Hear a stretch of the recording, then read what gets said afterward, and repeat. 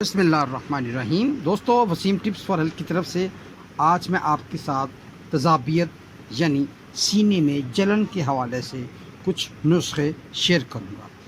معدے میں تذابیت کی وجہ سے سینے میں جلن ہوتی ہے۔ اگر گرم مسالے زیادہ استعمال کیے جائیں اس سے بھی یہ مسئلہ بن جاتا ہے۔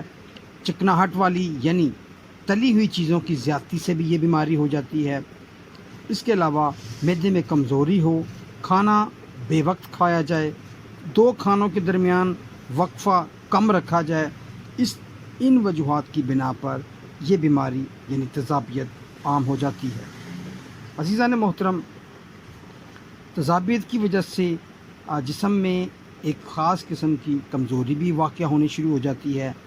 بھوک صحیح نہیں لگتی، پیٹ پھولا ہوا محسوس ہوتا ہے اور اس کے ساتھ ساتھ بدہضمی، گیس، سینے کی جلن وغیرہ بھی پیدا ہونا شروع ہو جاتی ہے۔ بھوک کی کمی، ہاتھ پاؤں میں گرمی یعنی جلن محسوس ہوتی ہے، سینہ جلتا رہتا ہے، پیٹ میں ہوا محسوس ہوتی ہے، پیاس کی زیادتی بڑھ جاتی ہے، ڈکاریں آتی ہیں، پیٹ میں ہلکا ہلکا درد محسوس ہوتا ہے اور بعض اوقات تو خالی معدے میں بھی درد یا گیس پیدا ہوتی ہے اور معدے میں درد بھی واقع شروع ہو جاتا ہے۔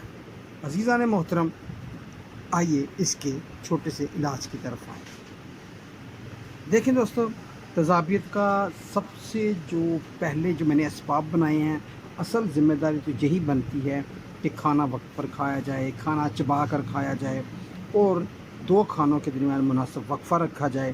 اس کے علاوہ صبح کی سیر سے ایسیڈیٹی میں بہت زیادہ فرق پڑتا ہے۔ صبح کی سیر کی جائے، کھانا کھانے کے بعد کچھ لوگ ورزش کرتے ہیں، ایکسرسائز کرتے ہیں، کچھ لوگ جم چلے جاتے ہیں۔ اگر کھانا کھانے کے اور ایکسرسائز کے درمیان اگر 5 گھنٹے سے کم کا وقت ہو تو یہ بیماری بھی بڑھ جاتی ہے۔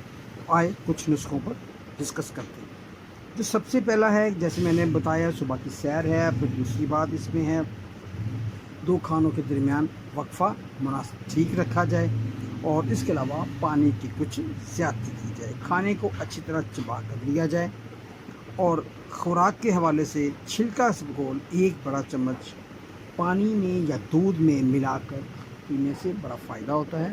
اس کمپاؤنڈ کو آپ نے کھانے سے پہلے پینا ہے، کھانا کھانے سے پہلے لینا ہے اور دوسری بات ہے کہ دودھ میں بھگو کر رکھنا ہے اور تھوڑی دیر بعد اس کا استعمال کرنا ہے۔ ٹھیک ہو گیا؟ اور دوسرا دوستو یہ بات ہے کہ ایک عام چیز ہے جسے ہم دھنیا کہتے ہیں۔ یہ خشک دھنیا عام پرچون کی دکان سے مل جاتا ہے۔ 1 چمچ یہ دھنیا خشک لے لیں اور 1 چمچ آپ اس میں چینی لے لیں۔ ان دونوں کو مکس کر کے گرائنڈ کر لیں۔ گرائنڈ کرنے کے بعد اس کا 1 چمچ صبح دوپہر شام لیں۔ اس سے معدے کی تذابیت بہت جلد ختم ہوتی ہے، پیٹ میں گیس بھی ختم ہوتی ہے اور پیٹ میں درد بھی اس سے رفع دفع ہو جاتا ہے۔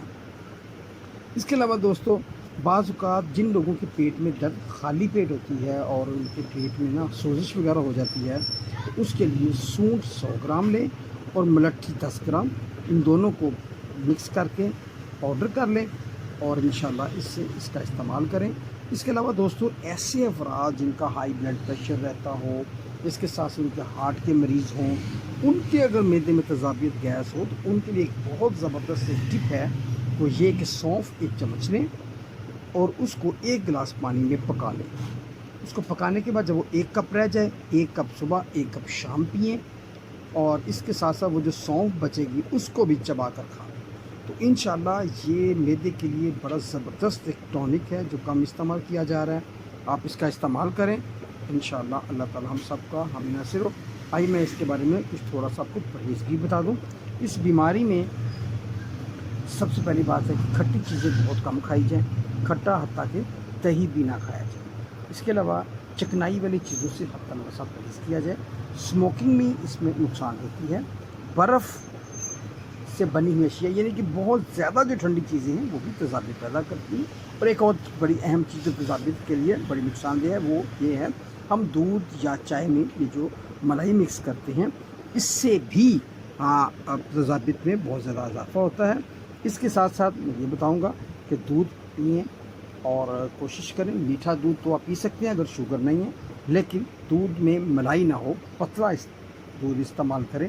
اس کے ساتھ ساتھ ایک دفعہ زیادہ کھانے کی بجائے اگر تھوڑا تھوڑا کر کے کھایا جائے بڑا بہتر ہے، اور اپنی سیر کو معمول بنائیں۔ انشاءاللہ بہت جلد اس بیماری سے نجات حاصل کر لیں گے۔ اپنی دعاؤں میں یاد رکھیے گا۔ اللہ حافظ۔